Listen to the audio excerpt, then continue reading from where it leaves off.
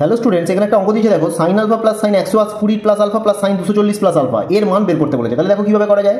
Sine alpha যেরকম ছিল রাখলাম, এবার এটা দেখো সাইন সি প্লাস সাইন ডির ফর্মুলা।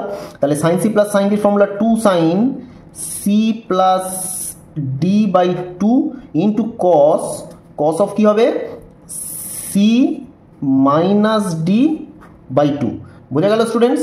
তাহলে দেখো এখানে sine alpha plus 2 sine 120 plus 240 কত হচ্ছে 360 প্লাস আলফা হবে 2 alpha by 2 into cos 120 minus 240, আর এখানে প্লাস আলফা মাইনাস আলফা কেটে গেল, 120 মাইনাস 240 কত হচ্ছে মাইনাস 120 বাই 2।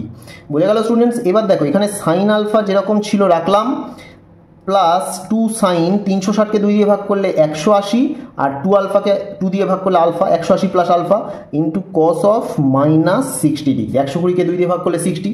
এবার দেখো সাইন আলফা যেরকম ছিল রাখলাম, এবার সাইন 180 প্লাস আলফা এটা হচ্ছে থার্ড কোয়াড্রেন্টে চলে যাচ্ছে, থার্ড কোয়াড্রেন্টে সাইন কি হয় নেগেটিভ হয়, তাহলে এখানে কত হবে মাইনাস 2 সাইন আলফা হয়ে যাবে, কারণ সাইন 180 প্লাস আলফা মানে মাইনাস সাইন আলফা, এখানে প্লাস ছিল আর এখান থেকে মাইনাস সাইন আলফা বেরোলে মাইনাস 2 সাইন আলফা হয়ে গেল। কস অফ মাইনাস 60 কত হবে, কস অফ মাইনাস 60 মানে কস 60 আমরা জানি, কারণ কস অফ মাইনাস থিটা মানে কি হয় কস থিটা হয়।